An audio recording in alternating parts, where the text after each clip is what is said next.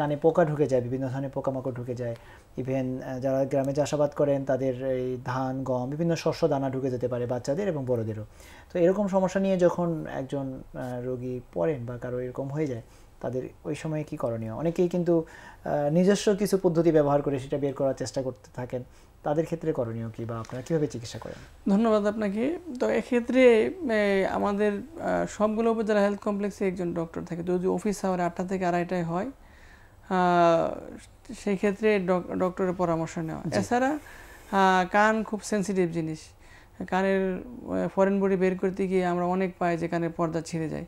তো সেক্ষেত্রে সারা জীবনের জন্য তার একটা ডিজিজ তৈরি হয়ে গেলে ক্রনিক ওটাইটিস মিডিয়া হতে পারে। তো এক্ষেত্রে আমি বলবো যে যদি উপজেলা হেলথ কমপ্লেক্সে যদি এটা ট্রিটমেন্ট না হয়, জেলা পর্যায়ে সবসময় একজন কনসালটেন্ট নাক কান গলা থাকে, ওনার পরামর্শ বা শরণাপন্ন হবেন। এরকম ফরেন বডি নিয়ে আপনাদের কাছে যখন আসে তখন সেটাকে আপনারা কীভাবে বের করে থাকেন?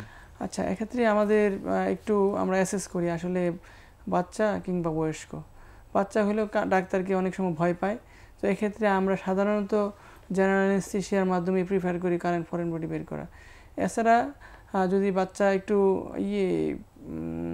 সাব্যস্তের হয় বা কানের একবারে ভিতরে পর্দার সাথে না যায়, সামনেই থাকে, তাহলে আমরা অনেক সময় সাকার মেশিন দিয়ে অথবা হুক দিয়ে ফরেন বডি হুক দিয়ে কানের যে ফরেন বডিটা বের করে নিয়ে আসতে পারি। আর বয়স্কদের ক্ষেত্রে আমরা কাউন্সেলিং করলে অটোমেটিক সেই কানটাই পেতে দেয় আমাদের কাছে, যে ডাক্তার সাহেব আমার কানের ভিতরে ধান ঢুকে গেছে, আপনি একটু বের করে দেন। জি, এই যে কোনো ফরেন বডি, বিশেষ করে যেগুলো শস্যদানা বা নির্জীব যদি আমরা চিন্তা করি, সেগুলো হলে একটা ব্যাপার। আবার অনেক সময় দেখা যায় যে জীবন্ত লিভিং ফরেন বডি বা কোনো একটা পোকা, আপনি বলেছেন যে তেলাপোকা, মাছি, মশা, ইভেন পিঁপড়া, এরকম বিভিন্ন ধরনের জীবন্ত ফরেন বডি বা পোকামাকড় যদি কানে ঢুকে যায়, তো একটা ফরেন বডির পাশাপাশি কিন্তু সেটা ওখানে একটা খুবই আনপ্লিজেন্ট, একটা খুব অস্বস্তিকর পরিস্থিতি সৃষ্টি করে। এই পরিস্থিতিতে সে রোগীর তো অবশ্যই হসপিটালে তারা যাবেন, কিন্তু তাদের ঘরোয়াভাবে কিছু করণীয় আছে কিনা? ডেফিনেটলি, আপনাকে ধন্যবাদ যে এরকম একটা প্রশ্ন উত্থাপন করার জন্য। এক্ষেত্রে অলিভ অয়েল যদি কানের সিওএম না থাকে, সিএসওএম না থাকে, কানের পুঁজ পড়া রোগ না থাকে, অলিভ অয়েল দিলেই পোকাটা তেলে ডুবে মরে যায়। তো এক্ষেত্রে আপনি অনেক স্বস্তি পাবেন।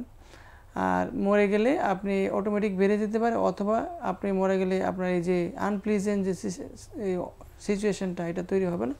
আপনি মরে যাওয়ার পরে একটা নির্দিষ্ট সময় নিয়ে আপনি ডাক্তারের শরণাপন্ন হতে পারবেন। তার মানে হচ্ছে কানে ওই সময়টাতে অলিভ অয়েল বা মানে আমি বলতে চাচ্ছি যে একেবারে গ্রামের একজন মানুষ যার নাগালের মধ্যে যেটুকু আছে সেটুকু দিয়েই তারা তো একটা ব্যবস্থা নিতে পারবে না। আমি লিভিং ফরেন বডির ক্ষেত্রে বলা হয় যে যদি আপনি তেলাপোকার তো পা আছে, তো এখানে আমরা অনেক সময় দেখছি যে টিম্পারিং মেমব্রেনে তারা আচর করে, তখন মাইরিনজাইটিস হতে পারে, পারফোরেশন হতে পারে, বা অ্যালার্জিক রিঅ্যাকশনের পারফোরেশন হতে যেতে পারে। এক্ষেত্রে বেস্ট অপশন হচ্ছে কানে তেল দিয়ে ওইটাকে মেরে ফেলে, তখন সে ওরকম আঁচড়াতে পারবে না, কানের পর্দাটা ছিঁড়তে পারবে না।